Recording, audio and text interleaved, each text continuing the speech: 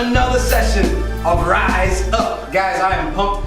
I am excited. Let me get to today's message, man. You know who I am. My name is Chi from Dublin. Right now, we're doing it from Dublin. Let me get straight to it. Today's message today is called At Least I Can, okay? At least I can do. That's what the message is for today. And basically, you know, the reason why I thought it was really important to share this story is because sometimes people's standards are a little different in life, okay? And sometimes when we think that we got it bad, or sometimes we think that we got it so hard, sometimes when we look at other people's stories, in our lives, we realize that our story isn't so bad. Okay, let me give you an example. My father, you know, was a really interesting guy. You know, he was great at what he did. And his story, man, when I look back at his story, I realized that his story is very special. He came from the village.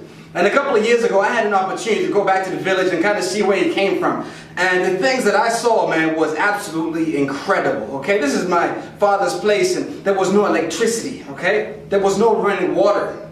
Clearly the people over there, man, there was no books around, okay? And there was no resources, there was no YouTube, there was no entertainment, there was nothing there. There was just people, there was area, there was nature, and that was all that they had. But somehow this incredible man managed to get himself from the village, I'm talking the village, y'all, all the way to the office of the president. Okay? Now the thing is, that's an incredible story in of its own, because you know what? For somebody to go on from a village, okay, to come all the way to office of the president, you gotta understand that you gotta have some type of character about you.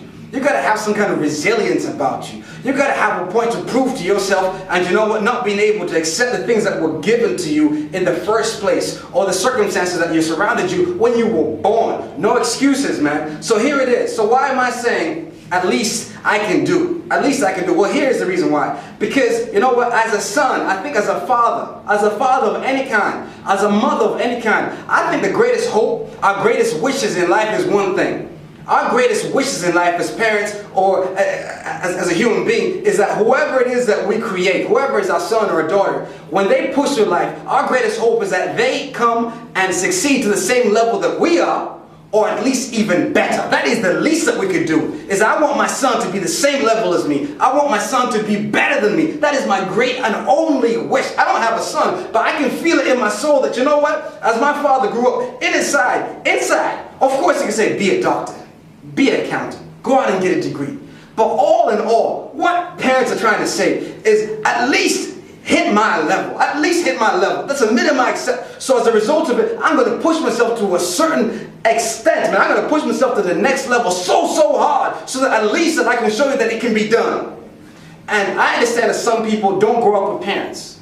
I understand some people are growing up as orphans. Some people don't actually have that model, that person inside to help them, show them how it's done and how far you can done and how to set standards. I understand all that. But along with that, you have to understand that if you didn't have that, I need you to become that person. I need you to become that model. I need you to become that icon. I need you to become that teacher. Silently, I ain't gonna brag, but you can see that, you know what? This person's got certain standards about themselves and they should be followed. Do you understand me? So here it is. At least that I could do. The least I could do. The least I could do is push myself to that higher level. So that, you know what? When I look at my son and one day, you know what? He can know automatically, you know what? I can't accept these low standards because that's not the way that I grew up. That's not the way I grew up. And for some of y'all who have grown up in privileged households, understand that what you've got to do is create your own legacy.